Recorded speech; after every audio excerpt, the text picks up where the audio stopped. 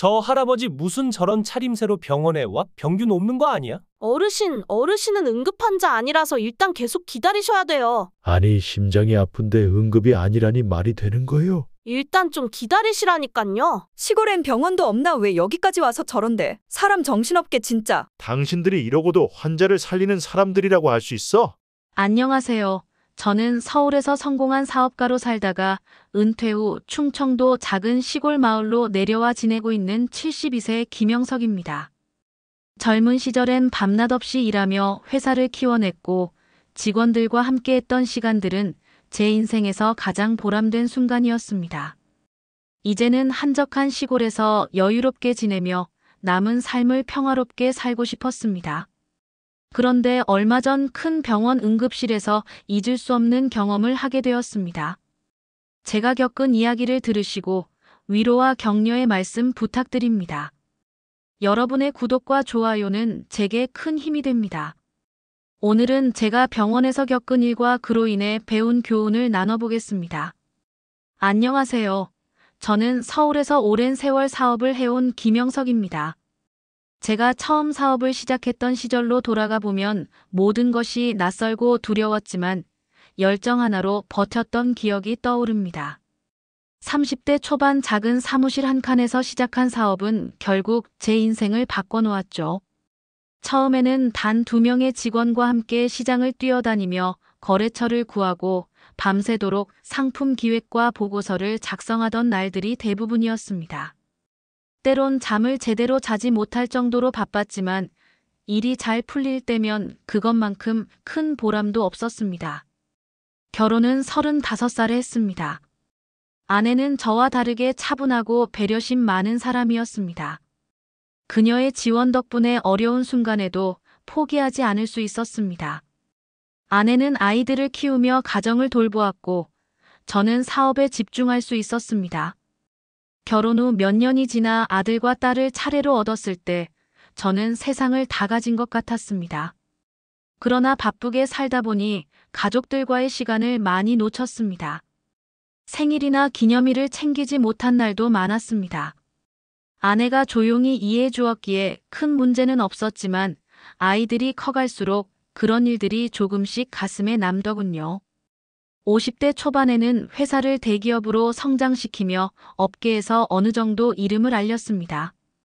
수많은 직원이 저를 믿고 따라줬고 저도 그들에게 보답하기 위해 노력했습니다.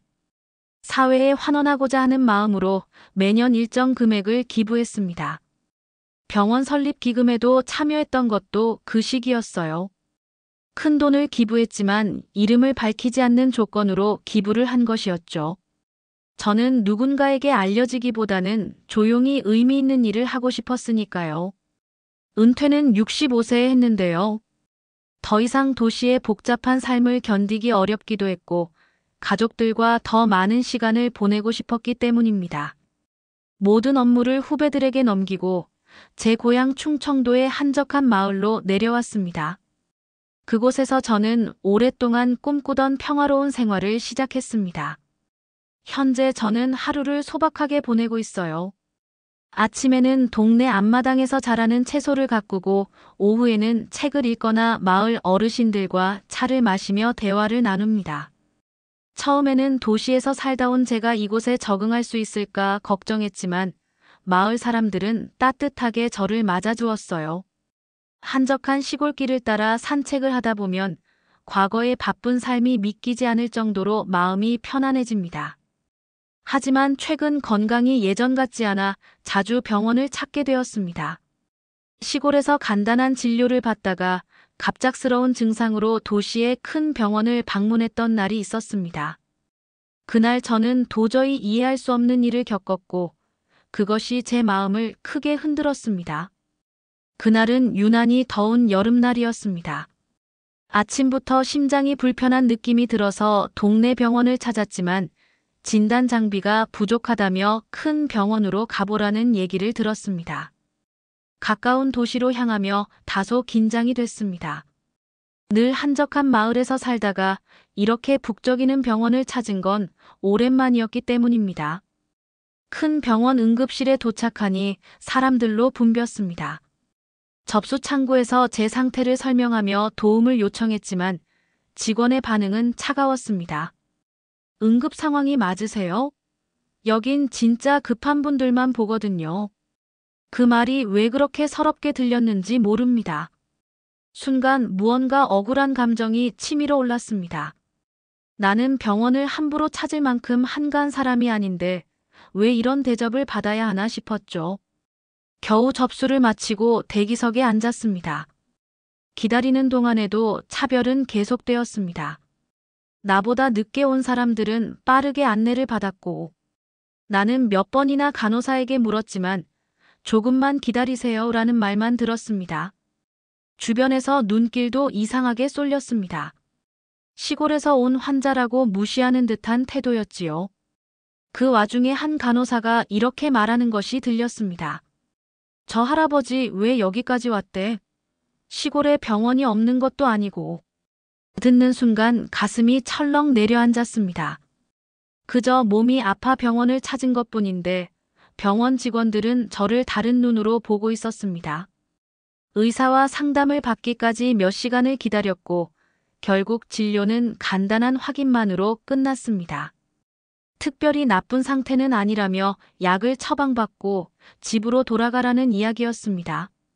하지만 병원을 나서는 내내 마음이 편치 않았습니다.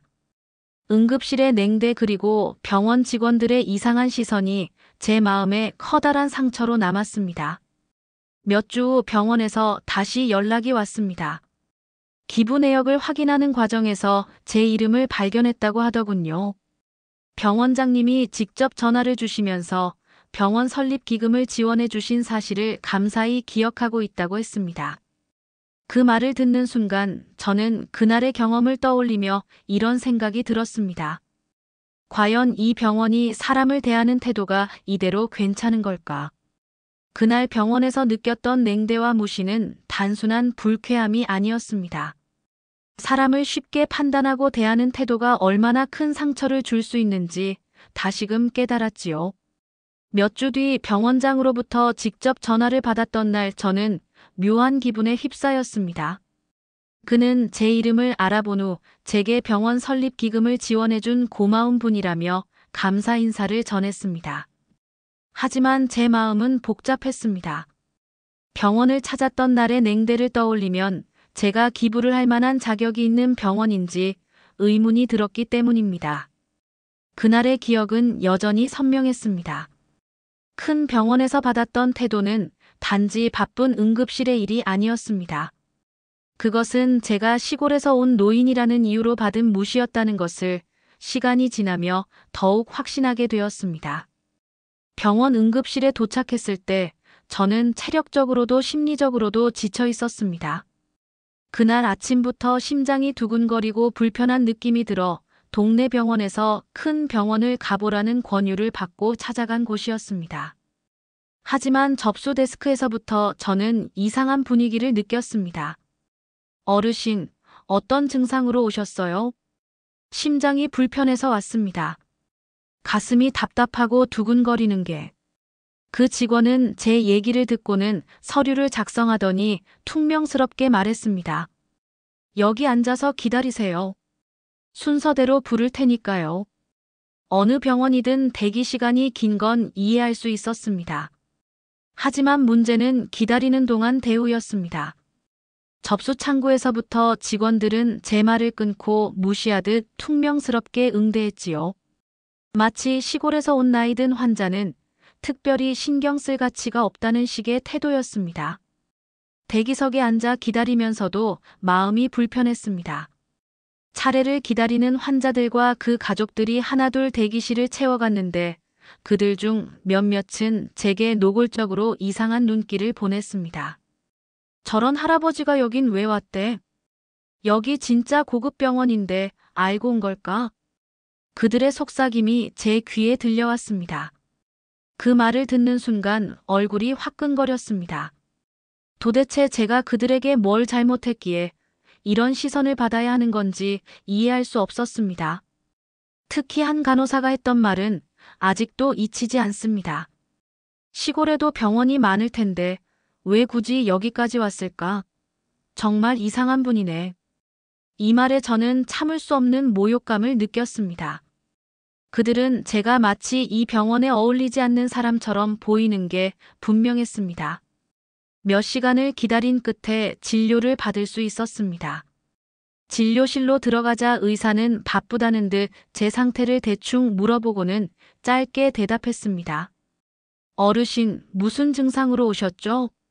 며칠 전부터 심장이 두근거리고 가슴이 답답합니다. 혹시 큰 문제는 아닐까 걱정이 돼서. 의사는 고개를 끄덕이며 간단한 검사를 해보자고 했습니다. 기본적인 심전도 검사와 혈압 측정을 마친 후 그는 별다른 문제는 없어 보인다며 약 처방을 하겠다고 했습니다. 그럼 괜찮은 건가요? 추가 검사를 받아야 하지 않을까요? 제가 조심스럽게 물었지만 의사는 고개를 저으며 말했습니다. 굳이요? 지금 상태로는 필요 없어 보입니다. 그냥 약 드시고 상태를 보세요. 다음 분. 진료는 그것으로 끝이었습니다. 의사를 믿어야 했지만 저는 뭔가 부족하다는 느낌을 지울 수 없었습니다. 그리고 진료가 끝난 후 저는 바로 나가라는 말만 듣고 직원에게 배웅도 받지 못한 채 대기실로 돌아왔습니다. 그때 느꼈던 무력감과 허탈함은 이루 말할 수 없었습니다. 진료를 마친 후 정산을 위해 계산대로 갔습니다. 그런데 그곳에서도 저는 차별적인 태도를 느꼈습니다. 접수 직원은 제게서 시선을 돌리지도 않고 기계적으로 처리하며 무미건조하게 말했습니다. 진료비는 11만 원입니다. 카드로 하실 거예요? 네, 카드로 할게요.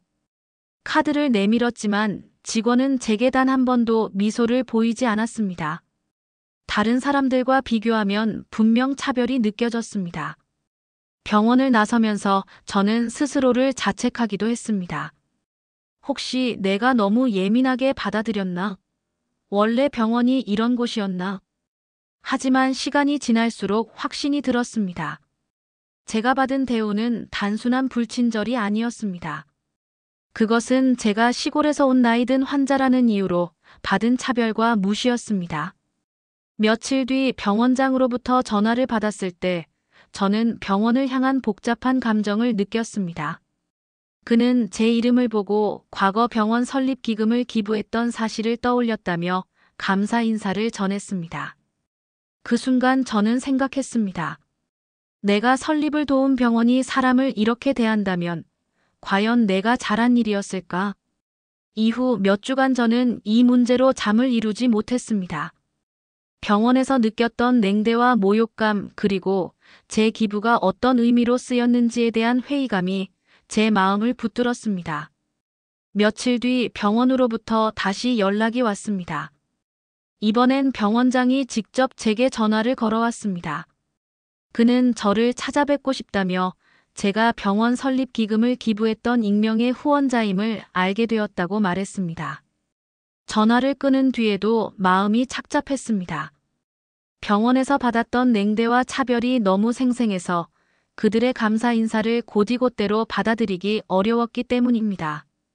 하지만 한편으로는 이번 기회를 통해 그들이 자신의 태도를 되돌아볼 수 있길 바라는 마음도 들었습니다.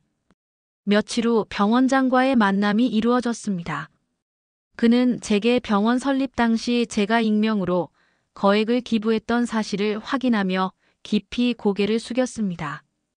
김 선생님, 이렇게 찾아뵙게 되어 정말 영광입니다. 병원의 시작을 함께 해주셨던 분이신데 이제야 뵙게 되어 죄송합니다. 그의 진심 어린 사과에 저는 담담히 대답했습니다. 아닙니다. 좋은 일을 하려고 했던 것뿐이니 제 이름이 알려질 필요는 없었습니다. 병원장은 제 기부가 병원의 성장에 큰 기여를 했음을 강조하며 저에게 병원을 투어시켜주겠다고 제안했습니다. 저는 병원의 각 시설을 둘러보며 기부로 인해 많은 환자들이 혜택을 받고 있음을 직접 확인했습니다. 그 광경을 보며 뿌듯한 마음도 들었지만 그날 응급실에서 겪었던 차별이 자꾸 떠올랐습니다.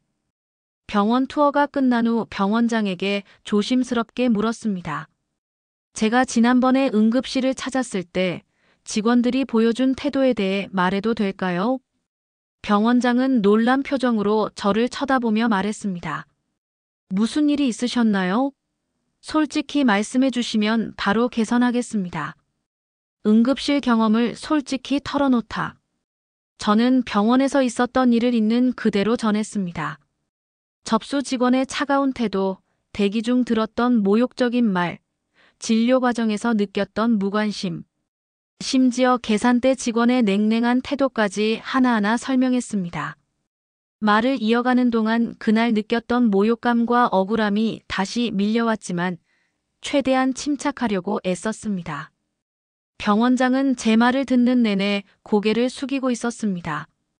이런 일을 겪으셨다니 정말 죄송합니다. 응급실 직원들의 태도를 철저히 조사하고 바로잡겠습니다. 김 선생님께서 느끼신 아픔을 가볍게 여기지 않겠습니다. 그의 사과를 들으면서도 저는 뭔가 더 말해야 한다는 생각이 들었습니다. 병원장이 떠날 준비를 하려는 순간 저는 그를 붙잡고 말했습니다. 병원은 단지 병을 고치는 곳만이 아닙니다.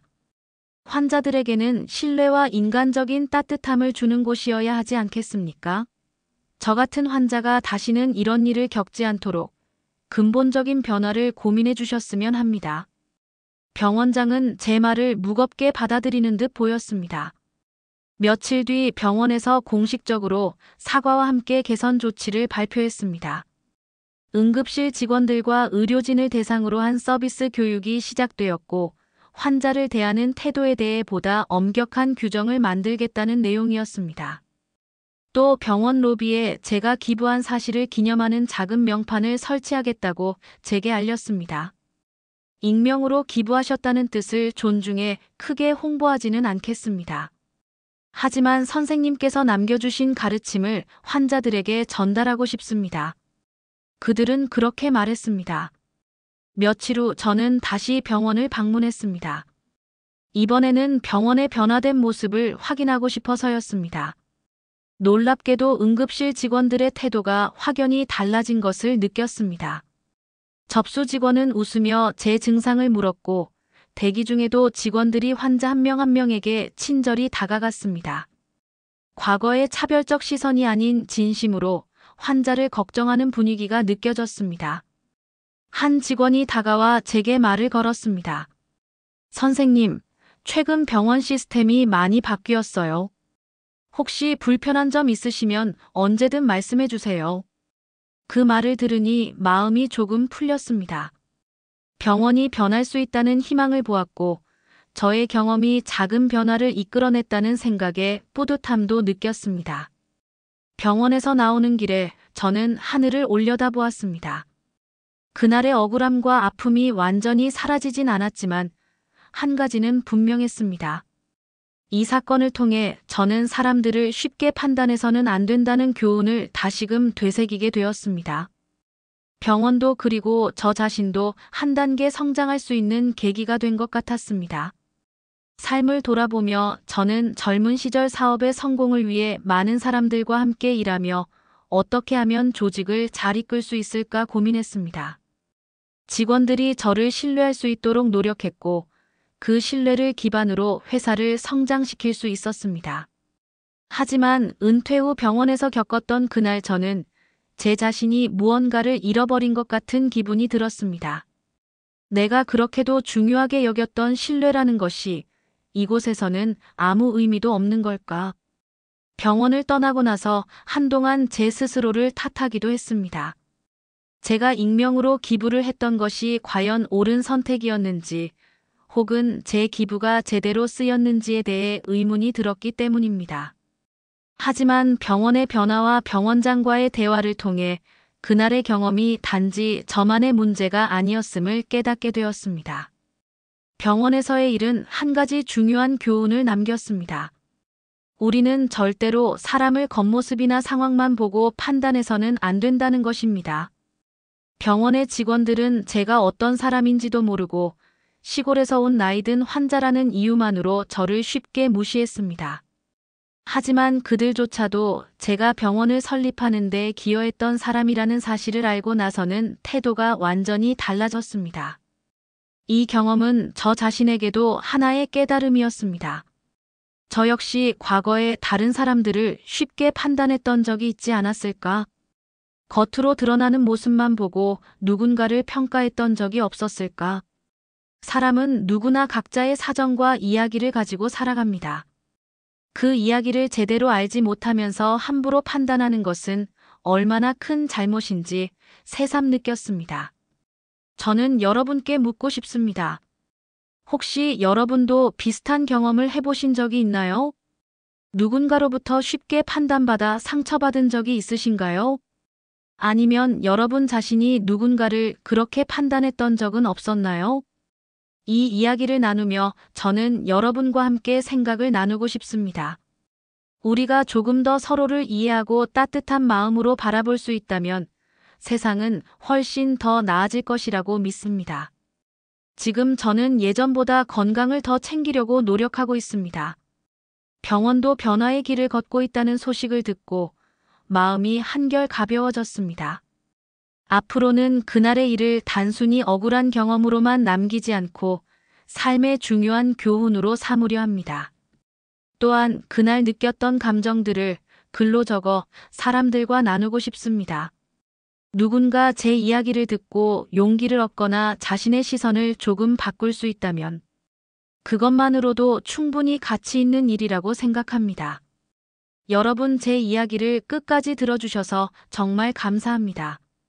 이 이야기를 통해 조금이나마 여러분에게 생각할 거리를 드릴 수 있었다면 그것만으로도 제게는 큰 위로가 됩니다. 여러분도 혹시 비슷한 경험이나 느끼셨던 점이 있다면 댓글로 나눠주시겠어요? 제가 여러분의 이야기를 들으며 위로와 공감을 전할 수 있었으면 좋겠습니다. 그리고 저의 작은 이야기가 앞으로 더 많은 사람들에게 전달될 수 있도록 구독과 좋아요를 부탁드립니다. 여러분의 응원은 제가 또 다른 이야기를 나누는데 큰 힘이 됩니다. 우리는 서로 다르지만 그 다름 속에서 공통된 인간다움을 찾아가는 존재라고 믿습니다. 다음 이야기로 다시 찾아뵐 때까지 여러분 모두 건강하시고 평안하시길 바랍니다.